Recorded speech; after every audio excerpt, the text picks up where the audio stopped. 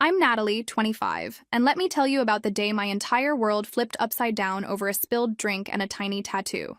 I was carrying a tray of expensive wine to table 12 when my shoe caught on absolutely nothing, sending Bordeaux flying straight onto a billionaire's crisp white sleeve. The man didn't even flinch, just looked at me with these calm gray eyes while I scrambled to clean the mess I'd made. Where are you watching from today? Drop your location in the comments below and hit that like and subscribe button if you've ever felt like your life was about to completely change. You'll definitely want to stick around for what happened next. You know how some people say they've had to work for everything they have?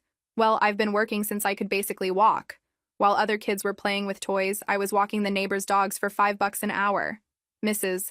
Peterson's golden retriever, Charlie, became my first regular client when I was 9 years old. Charlie was this massive, slobbery beast who had more energy than a toddler on sugar, but I loved that dog. $5 for an hour-long walk around the neighborhood was better money than most kids my age were making from allowances they didn't have to earn. When I turned 12, I started babysitting the Johnson twins every weekend. Tommy and Sarah were these adorable little tornadoes who could destroy a living room faster than you could say, snack time. But their parents paid well, and they always made sure I had dinner and a ride home. Mrs. Johnson even started recommending me to her friends. So pretty soon I had a regular babysitting circuit going. Friday nights, Saturday afternoons, the occasional date night emergency. I became the go-to babysitter for half the neighborhood. Then there was Mrs. Henderson next door. She was this elderly woman who had this gorgeous garden but couldn't maintain it herself anymore. Every Saturday morning, you'd find me on my knees in the dirt, pulling weeds and deadheading roses for $10 an hour. She'd make me lemonade and tell me stories about when she was young and how she met her husband at a church dance in 1953. Mrs. Henderson taught me that there's dignity in any honest work, and that a job done well is its own reward. My mom, Skylar, never really explained why money was so tight. She worked at the hospital as an attendant, pulling double shifts whenever she could get them. I'd watch her drag herself through the front door at 11 at night, her scrubs wrinkled and her hair falling out of its ponytail. She'd come home exhausted, her clothes smelling like disinfectant and that particular sadness that seems to cling to hospital workers. But she never complained. Not once. She'd just heat up a frozen dinner, ask me about my day, and then fall asleep on the couch watching late-night talk shows. I never complained about the work, though. Actually, I kind of liked it. There's something satisfying about earning your own money, you know? Plus, it meant I could surprise Mom sometimes with groceries she hadn't budgeted for, or help with the electric bill when it was higher than expected. I'll never forget the look on her face the first time I handed her $60 in crumpled bills to help with rent. She cried. Actually sat down at our kitchen table and cried like I'd just given her the world. The only thing that frustrated me was how closed off Mom was about our family, specifically about my father. Every time I'd ask about him, she'd get this distant look and change the subject faster than I could blink. "It doesn't matter, Natalie," she'd say, usually while busying herself with dishes or laundry or anything that would avoid eye contact. "What matters is that we have each other." Sweet sentiment, but it left me with a pretty big question mark where half my DNA should have been. I remember being 8 years old, sitting at our tiny kitchen table while Mom made pancakes from a box mix, working up the courage to ask her if my dad was still alive. She dropped the whisk into the bowl with a clatter and stood there for what felt like forever, just staring at the batter like it held the secrets of the universe. Finally, she said, "Some doors are better left closed, sweetheart." That was it. Case closed. Discussion over. She finished making breakfast in complete silence, and I learned not to ask direct questions about my father anymore. But kids are naturally curious, right? I'd catch glimpses of something in her eyes sometimes when she thought I wasn't looking. Like when we'd pass a father and daughter at the grocery store, or when other kids at school would mention their dads. There was this flash of something, like she was remembering something she wished she could forget, or maybe something she wished she could return to. I could never tell which one it was, but it was definitely something. By the time I turned 16, I'd accepted that my father was either dead, in prison, or just a complete deadbeat who wanted nothing to do with us. Honestly, I preferred thinking he was dead. At least then it wasn't personal. At least then I could imagine he would have loved me if he'd had the chance. When I turned 17, something incredible happened. A scholarship. Full ride to State University, 50 miles away from our little town. I remember walking to the mailbox that Tuesday afternoon in April, expecting the usual collection of bills and grocery store coupons. Instead, there was this thick envelope with the university's seal stamped in gold foil. My hands were actually shaking as I tore it open right there on the sidewalk. "Congratulations," the letter began. We are pleased to offer you a full academic scholarship to State University for our business administration program. Business administration. Not my dream field.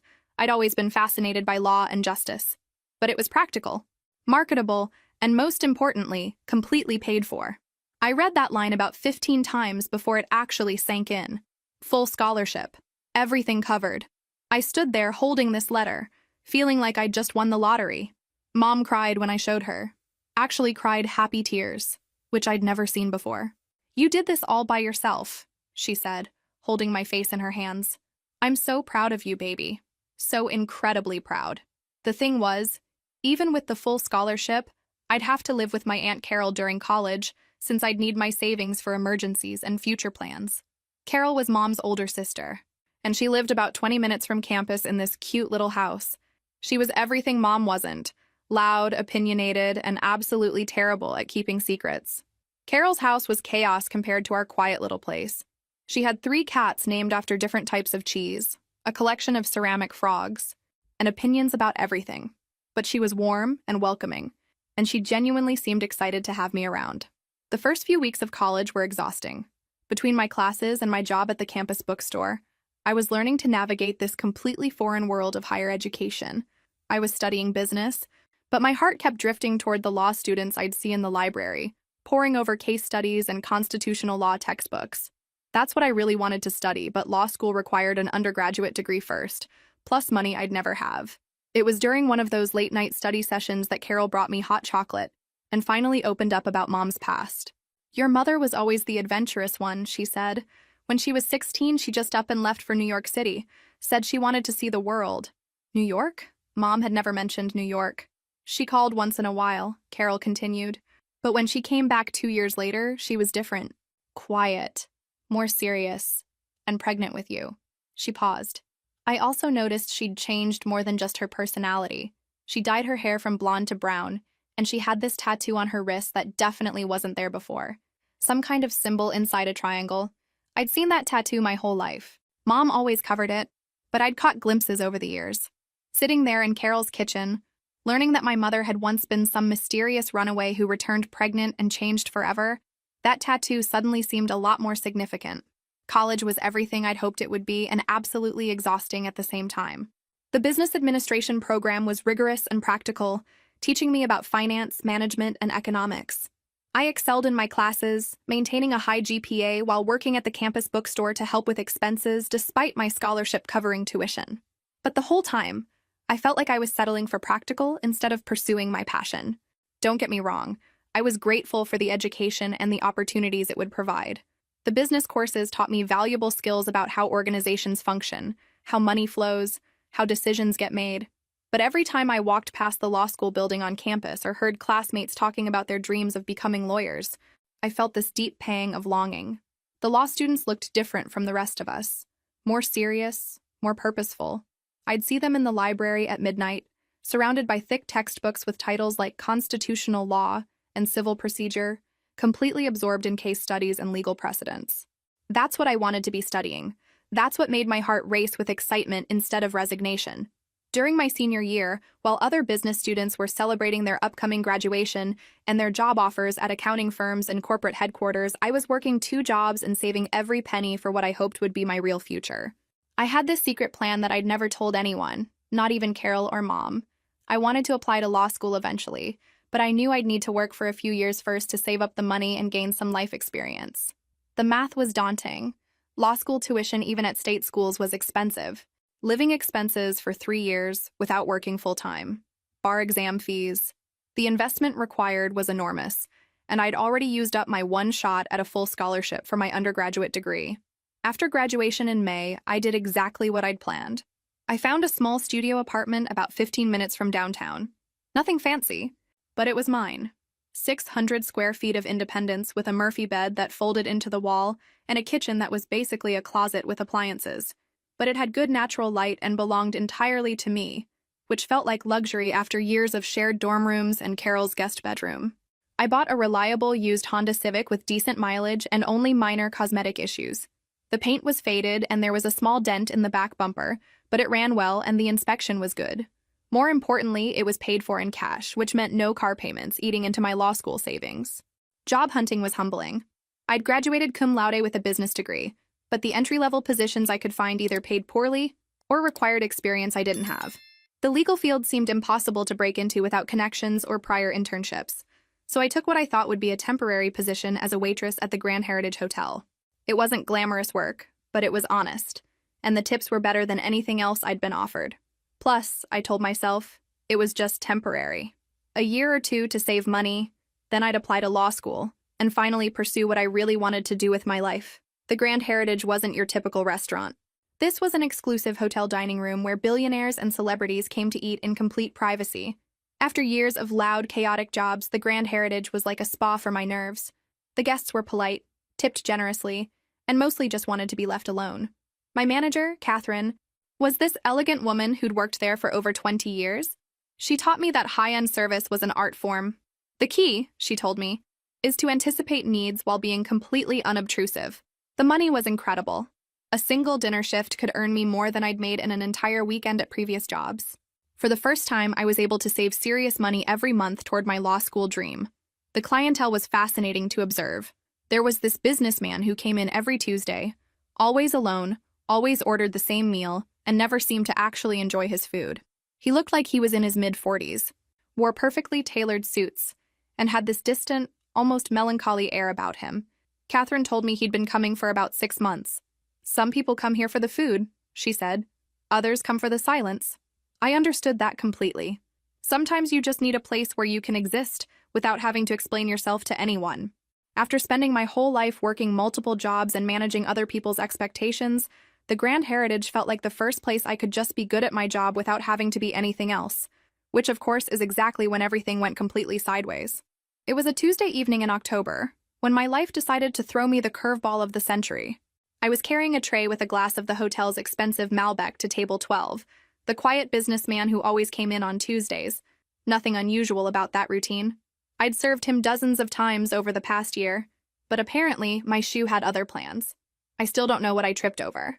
The floor was clear, my shoes had good grip, and I'd walked that path hundreds of times. But somehow, my left foot caught on absolutely nothing and sent me stumbling forward. The wine glass launched into a perfect arc toward disaster. The Malbec hit his right sleeve with impressive accuracy, creating an immediate deep red stain on what was obviously an extremely expensive white dress shirt, the kind that probably cost more than I made in a week. "Oh God, I'm so sorry," I started, immediately reaching for the cloth napkin. "I don't know what happened. Let me clean this up right away." Here's what surprised me. He didn't react at all.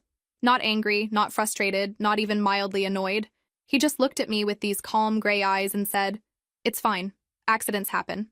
Please let me get this cleaned up," I insisted, carefully dabbing at the stain. "The hotel will pay for dry cleaning, of course." "Really? It's not a problem," he said. "It's just a shirt." That's when I saw it. As I was cleaning the wine, his cuff pulled back slightly, revealing his wrist. And there, in black ink, was a tattoo. A symbol inside a triangle. The exact same tattoo I'd seen on my mother's wrist my entire life. I froze. "My mom has exactly that same tattoo," I said, staring at the ink. The change in his expression was instant. Those calm gray eyes sharpened, focused on my face with an intensity that made me step back. "That's impossible," he said, but his voice had changed completely. Softer, almost scared. I leaned closer, studying the tattoo. It wasn't just similar to Mom's, it was identical. "No, really," I said. "Exactly the same. I've been looking at that tattoo my whole life." And that's when this perfectly composed businessman went completely pale. "What's your mother's name?" he asked quietly. "Skylar. Her name is Skylar." He closed his eyes like I'd just confirmed something devastating. When he opened them, I could see recognition mixed with disbelief. "Skylar," he repeated. "Do you know her?" I asked, my heart racing. Instead of answering, he gestured to the chair across from him. "Please, sit down. I think we need to talk." I looked around nervously. We weren't supposed to sit with guests. It was basically the first rule. But something about his urgency made me ignore protocol. "The tattoo," he said once I'd sat down, "isn't just any design. It's a family symbol. My family's symbol." "My family? I don't understand. My mom's family doesn't have money. We're not—" I gestured around the expensive dining room. "What's your last name?" "Collins." "Natalie Collins." He nodded slowly. "Your mother and I dated when we were teenagers," he said carefully. We were planning to get married. The world seemed to stop. This man had dated my mother, had planned to marry her. That's impossible, I said. Mom would have told me if she'd been engaged. His laugh was bitter. Would she? Because she disappeared one day without a word. I got a job offer in London, an incredible opportunity. When I told her about it, suggested we could go together after we married, she just vanished. The timeline was starting to make sense. Mom's trip to New York when she was 16. The tattoo. The way she'd changed. When did this happen? I asked. 26 years ago, he said. Right around the time you would have been conceived. There it was. The truth I'd wondered about my entire life. What's your name? I asked quietly. David Morrison. I'm 44 years old and I think... He paused, looking directly at me. I think I'm your father. The realization hit like a physical force. After 25 years of questions, here was my answer, delivered by a spilled glass of wine and a matching tattoo. I need to see her, David said suddenly. I need to see Skylar. We have so much to talk about. I looked at this man, my father, and realized our family story was about to change completely. Tomorrow, I said, I'll bring her to Romano's tomorrow night, 7 o'clock. Are you sure this is the right approach? He asked. Trust me, I said. Sometimes the best conversations are the ones people can't plan for. The next evening, I picked up Mom for what she thought was just a nice dinner out. She'd dressed up in the navy dress I'd bought her for Christmas, and she looked beautiful, more put together than I'd seen her in months. She'd even styled her hair and put on the pearl earrings David had given her years ago, though she didn't remember that connection yet. The drive to Romano's was filled with normal conversation. Her work at the clinic, a difficult patient who'd made everyone laugh, my classes, and whether I thought I'd made the right choice in pursuing law. Normal mother-daughter conversation that made me feel progressively worse about what I was about to spring on her. But it was too late to back out now. Romano's was bustling with the dinner crowd, couples celebrating anniversaries and families enjoying evening meals together. The hostess seated us at a table by the window, and Mom spent a few minutes looking around with genuine appreciation for the warm atmosphere. When I told her I had a surprise, she immediately got that suspicious look that meant she knew I was up to something. What's going on, Natalie? You're being weird and you're fidgeting with your napkin. It's about family, I said carefully, trying to keep my voice steady. Her expression immediately changed, walls going up the way they always did when family or the past was mentioned. She set down her wine glass and looked at me with the guarded expression I knew so well. What about family? Did something happen to Carol? No, Carol's fine. I took a deep breath. It's about your past. About the time you spent in New York. Mom's face went pale. She'd never talked about New York beyond the basic facts Carol had shared with me. Natalie, I don't know what you think you've discovered, but some things are better left alone. Not this, I said gently. Not this time. Before she could ask more questions, I saw David walking through the restaurant entrance. He looked nervous, dressed in casual clothes instead of his usual business attire, and he paused just inside the door, scanning the room until he found our table. Mom, I said, reaching across the table to take her hand, which had gone ice cold. The surprise I mentioned? It's walking through that door right now. She turned to follow my gaze, and I watched her face change as she saw David approaching our table. The progression was heartbreaking and beautiful at the same time. First, confusion. Who was this man? And why was I pointing him out? Then slowly dawning recognition, her eyes widening as her brain processed what she was seeing. Then shock, her breath catching audibly as 26 years of carefully buried memories came flooding back. Natalie, she whispered, her hand gripping mine so tightly it hurt. What have you done? I found him, Mom, I said softly. Or rather, he found me. And I think it's time you two talked. David had reached our table now, standing awkwardly beside the empty chair. For a moment that felt like hours. Nobody said anything. The restaurant continued its gentle buzz of conversation around us, but our little corner of the world had gone completely silent. Hello, Skylar, David said finally, his voice gentle and uncertain. Mom's free hand flew to her throat, where I could see her pulse fluttering rapidly. David, she breathed, and hearing her say his name was like watching the final piece of a puzzle click into place. What are you doing here? I said, standing up from the table and gathering my purse. This is my cue to give you two some privacy. I'm going to take a walk around the block. I'll be back in about 30 minutes. Natalie, wait, Mom started, panic creeping into her voice, but I was already moving away from the table. It's okay, Mom, I said, leaning down to kiss her forehead. Trust me, This conversation is 26 years overdue, and it's time.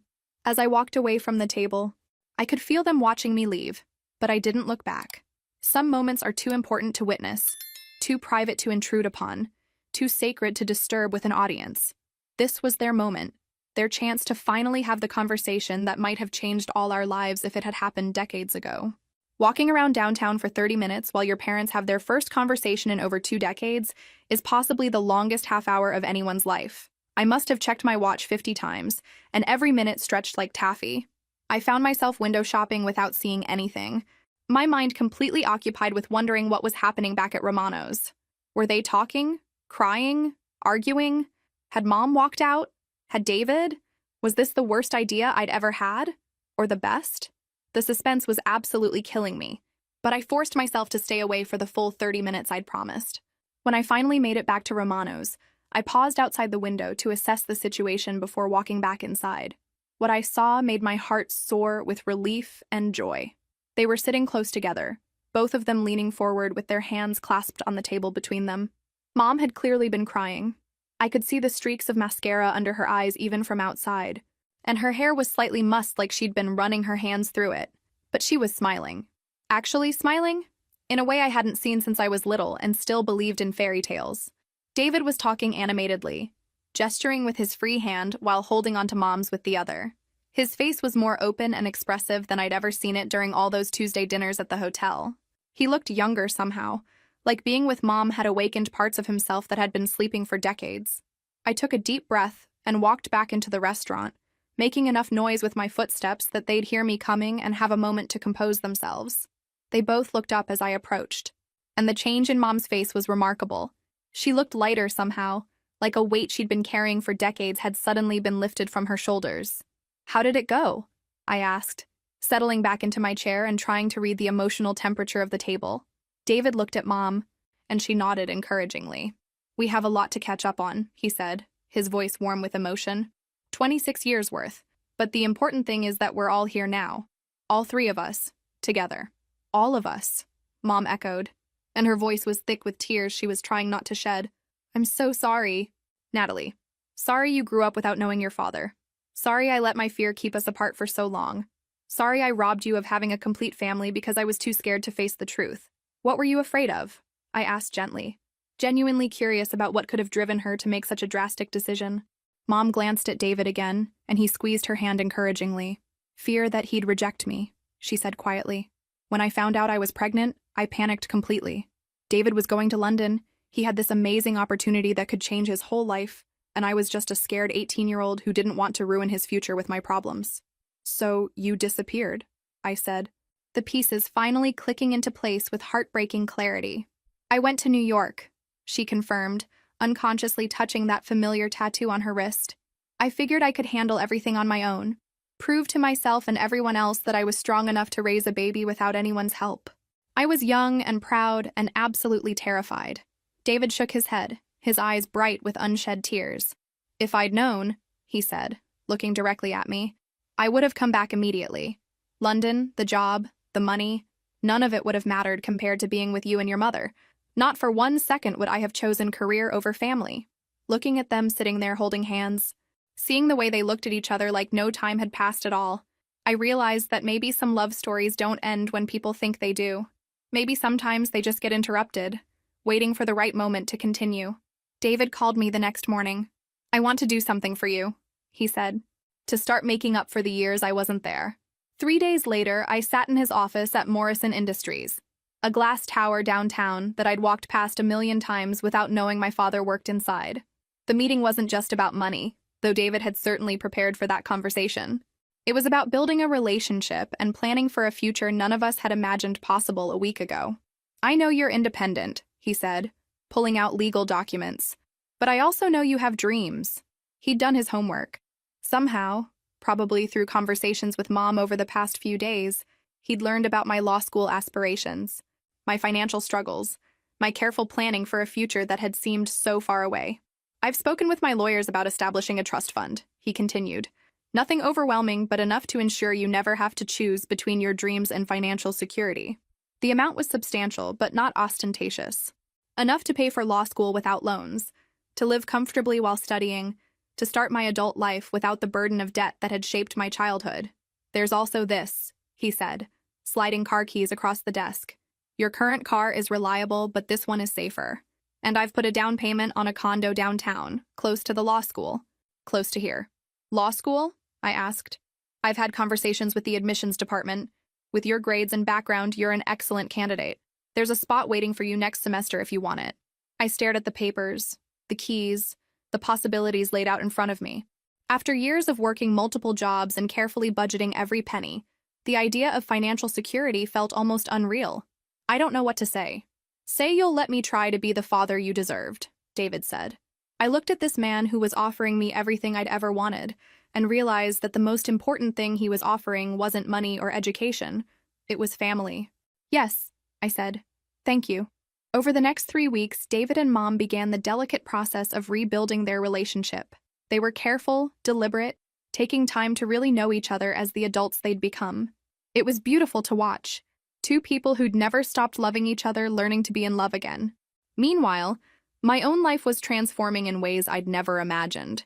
The paperwork for my trust fund moved through legal channels, including DNA testing to establish paternity officially, which came back exactly as we'd expected. David insisted on doing everything properly, legally, transparently. I gave my notice at the Grand Heritage, and Catherine was surprisingly understanding. I wondered when you'd move on to bigger things, she said. You were always too smart for this place. The condo David had found was perfect. A one-bedroom with huge windows overlooking the city, walking distance to the law school. Not too big, not too fancy, just right for a student who wanted to focus on her studies rather than impressing anyone with her living space. Law school orientation was everything I'd dreamed it would be. Walking into that first constitutional law class, surrounded by other students who shared my passion for justice and legal theory, I felt like I'd finally found where I belonged. But the best part was having parents who were proud of me. David came to my orientation, and both he and Mom helped me move into my new place. For the first time in my life, I had two people who were invested in my success, who asked about my classes, who celebrated my achievements. How does it feel? Mom asked one evening as we sat in my new living room, takeout containers spread across the coffee table. Surreal, I admitted, like I'm living someone else's life. It's your life, David said firmly. It's the life you always deserved to have. 3 weeks after that first dinner at Romano's, David asked to speak with Mom privately. I knew what was coming. I'd seen the way he looked at her, the way she lit up when he called, the way they'd been slowly rebuilding not just friendship, but romance. I have something to ask your mother, he told me beforehand. Something I should have asked 26 years ago. The proposal happened on a Saturday afternoon in Mom's small apartment. David had asked me to be there, which seemed unusual until I realized he wanted this to be about all of us. About family, not just romance. Skylar, he said, getting down on one knee in her tiny living room. I know we're both different people than we were at 18. I know we have more to learn about each other. But I don't want to waste any more time. He pulled out a ring box. Not ostentatious, but clearly expensive and chosen with care. Will you marry me? Mom looked at him, then at me, then back at him. We've only been dating for 3 weeks, she said. But she was smiling. We've known each other for 28 years, David replied. We just had a 26-year intermission. What do you think, Natalie? Mom asked. Is he completely crazy? Probably, I said. But it's the good kind of crazy. The kind that believes in second chances. Mom looked back at David, who was still kneeling patiently. If we do this, we do it right. Do it. Real wedding, proper planning. I want Natalie as my maid of honor. Whatever you want, David said immediately. And we take our time with the planning. 6 months at least. I want to be sure we're making this decision as the people we are now, not just the memory of who we used to be. Whatever you need. Mom held out her hand. Then yes. Yes, I'll marry you. The engagement ring fit perfectly, as if it had been waiting 26 years for her finger. As they kissed, I realized I was crying happy tears for the 3rd time in a month. I can't believe this is happening, I said. Neither can I, Mom laughed. But it feels right. It feels like the ending we were always supposed to have. The next 6 months were a whirlwind of wedding planning, law school, and learning how to be a family. The adjustment period was both wonderful and occasionally overwhelming. After 25 years of being just Mom and me, suddenly having a father figure involved in everyday decisions took some getting used to. I threw myself into my studies with a passion I'd never experienced before, finally pursuing the career I'd dreamed about since I was a kid, watching courtroom dramas and wondering what it would be like to argue for justice. Constitutional law became my favorite class, and I found myself staying late in the library, absorbed in cases about civil rights and legal precedent. For the first time in my academic life, studying didn't feel like work. It felt like preparation for my calling. David proved to be a wonderful father in ways both big and small. He came to my law school events, including a constitutional law debate where I argued about free speech protections. Seeing him in the audience, genuinely proud and interested in my academic achievements, filled a void I hadn't even realized existed. He helped me study for exams, and despite his business background, he was surprisingly good at helping me work through complex legal theories. But more than the big gestures, it was the small things that meant the most. He called to check how my day went. He remembered when I had important exams and sent encouraging text messages. He learned that I liked my coffee black and always had a cup ready when I visited. These tiny acts of thoughtfulness were foreign to me. I'd never had a parent who paid attention to my preferences or routines. Mom flourished during the engagement period in ways I'd never seen before. She quit her exhausting hospital job, something she'd wanted to do for years but never felt financially secure enough to risk, and took a part-time position at a medical clinic. Suddenly, she had evenings free, weekends to herself, and the kind of work-life balance that had been impossible when she was working double shifts to support us. The transformation was remarkable. The constant worry lines around her eyes softened. She started sleeping better, eating regular meals instead of grabbing whatever was convenient between shifts. She even started dating David properly, something she'd never had the chance to do when they were teenagers. They went to movies, tried new restaurants, took long walks through the park where they shared stories about their separate lives, and discovered how their core selves had remained unchanged despite the years apart. The wedding planning was joyful in a way I'd never seen Mom experience before. She'd never had the chance to dream about a wedding when she was 18 and pregnant and scared. Now, at 44, she threw herself into the details with the enthusiasm of someone finally getting to have the celebration she'd always wanted. We spent weekends looking at venues, tasting cakes, and choosing flowers. Mom insisted on keeping everything elegant but not ostentatious. She wanted beautiful, not extravagant. She chose the Grand Heritage Hotel for both the ceremony and reception, and when she told me why, I nearly cried. "This is where our story really began," she said. "Where you discovered your father and brought our family back together. It feels like the perfect place to celebrate our new beginning."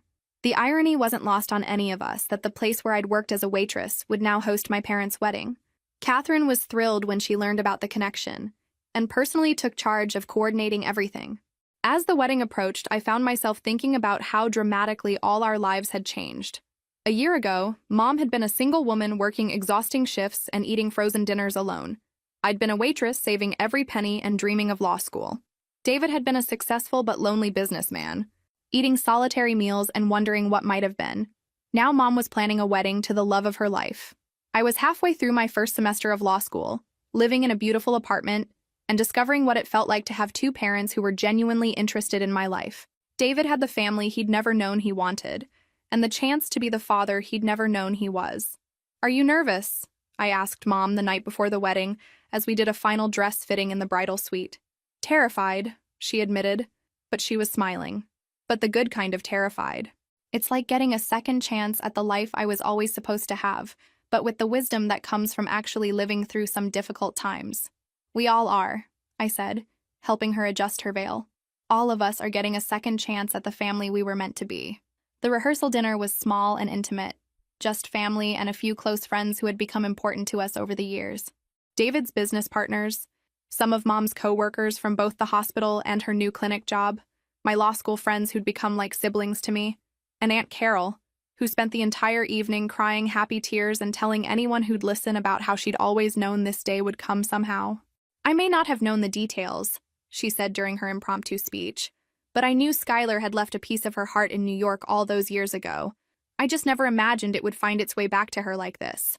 "Tomorrow," David said during his rehearsal dinner speech, his voice thick with emotion, "I'm not just marrying the love of my life. I'm officially becoming part of a family I should have had all along. I'm gaining not just a wife, but a daughter who brought us together through sheer determination and maybe a little divine intervention in the form of spilled wine." Looking around the table at the people who mattered most to us, I realized that sometimes the best love stories aren't the ones that happen quickly or easily. Sometimes they're the ones that take 26 years to unfold, requiring patience, forgiveness, loss, growth, and the willingness to believe that it's never too late for a happy ending. The morning of the wedding, I stood in the bridal suite helping Mom get ready. She looked absolutely radiant. Not just beautiful, but peaceful in a way I'd never seen before. The years of worry and exhaustion that had lined her face seemed to have melted away, replaced by genuine joy. "I keep thinking I'm going to wake up," she said, adjusting her veil. "This feels too good to be real." "It's real," I assured her. "It's happening, and you deserve every bit of happiness coming your way." The ceremony was perfect, small enough to feel intimate, elegant enough to feel special. As I walked Mom down the aisle, I caught sight of David waiting at the altar. He looked nervous and happy and completely in love, and for the first time in my life, I was watching my father prepare to marry my mother. The vows they exchanged were personal and heartfelt, acknowledging both their past love and their present commitment. When David promised to never let fear or misunderstanding separate them again, there wasn't a dry eye in the room. "You may kiss the bride," the officiant announced, and as my parents kissed, the room erupted in applause and cheers. During the reception, David pulled me aside for a private moment. "I know I've said this before, but I need to say it again. Thank you for finding me, for bringing us back together, for giving me the chance to be your father." "Thank you for being worth finding," I replied, hugging him tightly. Later that evening, as the celebration wound down, I found myself standing by the same window where I'd first seen David's tattoo and changed all our lives. Our Mom and David were dancing slowly to their wedding song, lost in their own world of happiness. My phone buzzed with a text from my study group, asking about our upcoming contracts exam. Such a normal, everyday message, but it filled me with gratitude for how wonderfully ordinary my life had become. I had parents who loved each other and loved me. I was pursuing my dream career without financial stress. I had a future that looked bright and full of possibilities. The transformation from struggling waitress to beloved daughter hadn't been instant or easy, but it had been real. Sometimes the most beautiful love stories aren't about romance. They're about family, forgiveness, and the willingness to believe that broken things can be made whole again. 1 year later, I graduated from my first year of law school with honors, and both my parents were there in the audience cheering louder than anyone else. It was such a small thing, a simple academic ceremony, but it represented everything I'd ever wanted. Achievement earned through my own hard work, and family there to celebrate with me. The ceremony was held in the university's main auditorium, and as I walked across the stage to receive my certificate for completing my first year, I spotted Mom and David in the third row. Mom was crying proud tears, and David was taking pictures like it was my actual graduation from law school instead of just the end of first year. Having parents who were that invested in my success still felt surreal sometimes. That summer, while I worked as an intern at a downtown law firm, Mom and David celebrated their first wedding anniversary with a trip to Europe, the honeymoon they'd never had the chance to take when they were 18. They sent me postcards from London, where David showed her the office building where he'd worked all those years ago, and from Paris, where they acted like the newlyweds they'd never gotten to be. The postcards were hilarious. Mom wrote about how David insisted on taking pictures of everything, and how she'd learned to say "excuse me" in 5 different languages. David's postcards were more romantic, talking about how surreal it was to finally be showing Skylar the world they'd planned to explore together decades ago. While they were gone, I threw myself into my internship at Hartwell and Associates. It wasn't glamorous work, mostly research, filing, and occasionally sitting in on depositions, but I loved every minute of it. Being surrounded by lawyers who were passionate about justice, watching trials in progress, learning how the law actually worked in practice rather than just theory, was better than any vacation I could have taken. The senior partner, Margaret Chen, took me under her wing after I helped her research a complicated civil rights case. She was this tiny woman with a fierce intellect and zero patience for laziness or sloppy work. "You have good instincts," she told me during my final week of the summer program. "Keep studying hard, maintain that GPA, and there'll be a position here for you after you graduate. We need lawyers who understand that the law isn't just theory. It's a tool for making people's lives better." When Mom and David returned from Europe in August, tanned and happy and somehow even more in love than when they'd left, we had our first official family vacation together. We went to a lake house that David rented for a long weekend, and it was wonderfully normal. Barbecuing hamburgers, playing board games, telling stories about our separate childhoods. It was during that weekend that David finally told me the full story of what had happened between him and Mom all those years ago. They'd been high school sweethearts, completely devoted to each other, making plans for a future that seemed guaranteed. When the London opportunity came up, a chance to join an investment firm's international program, David had seen it as the perfect way to start their life together. "I was so excited to tell her," he said as we sat on the dock watching the sunset.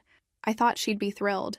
We could get married, move to London together, start our adult life in this amazing city. I had it all planned out." But when he'd told Skylar about the opportunity, she'd gone quiet. She'd said she needed time to think about it. 3 days later, he'd gone to her house and found it empty. She and her family had left town without a word. He'd tried calling, tried reaching out through mutual friends, but it was like she'd vanished completely. "I went to London alone," David continued. "I told myself it was better this way, that if she didn't want the life we'd planned, I shouldn't waste time trying to convince her. But I never stopped wondering what had happened. What had changed her mind so suddenly? Now we all knew the answer. Mom had been pregnant and terrified, convinced that telling David would ruin his chance at the career opportunity of a lifetime. She'd been 18 and scared, and absolutely certain that the best thing she could do for everyone was disappear. The worst part," Mom said, joining us on the dock, "was that I spent years wondering if I'd made the right choice. Wondering if David would have resented me and the baby for holding him back. Wondering if he would have chosen his career over us anyway." "Never," David said firmly. "Not for 1 second would I have chosen anything over you and Natalie." As the summer ended and I prepared for my second year of law school, our family settled into a comfortable routine. Sunday dinners at David's house, where we'd talk about my classes, their work, current events, and whatever random topics came up. Normal family conversation that I'd dreamed about having my entire life. The house itself was becoming more of a home as Mom gradually moved her things in and made it theirs instead of just his. She'd added family photos to the mantel, plants to the windows, and the kind of comfortable touches that made a house feel lived in, rather than just expensive. By Christmas of that year, the transformation was complete. We had family traditions now. Mom's famous chocolate chip cookies, David's elaborate breakfast on Christmas morning, and the way we all insisted on opening one present each on Christmas Eve. Normal, everyday happiness that I'd dreamed about my entire life. "What are you thinking about?" Mom asked one evening as we sat around the fireplace, catching me staring into the flames. "Just all of this," I said, gesturing around the room decorated with photos of all three of us together. "How different everything is from 2 years ago." "How much better?" "Better?" David asked, looking up from the legal brief he was helping me review. "So much better," I said. "Complete." And it was. After 25 years of questions and partial answers, our family was finally whole. Not because we'd found some fairy tale ending, but because we'd found each other and chosen to build something real and lasting and true. We'd taken a story that started with fear and separation and rewritten it into something beautiful. Looking back, I realized that some of the best things in life come from the most unexpected places. A spilled glass of wine, a glimpse of a tattoo, the courage to speak up when something seems familiar, the willingness to believe that broken things can be made whole again. If this story resonated with you, make sure to like and subscribe for more tales of family, forgiveness, and second chances. Because sometimes the most unexpected accidents lead to the most wonderful destinations, and sometimes the family you're meant to have is waiting for you in the most unlikely places.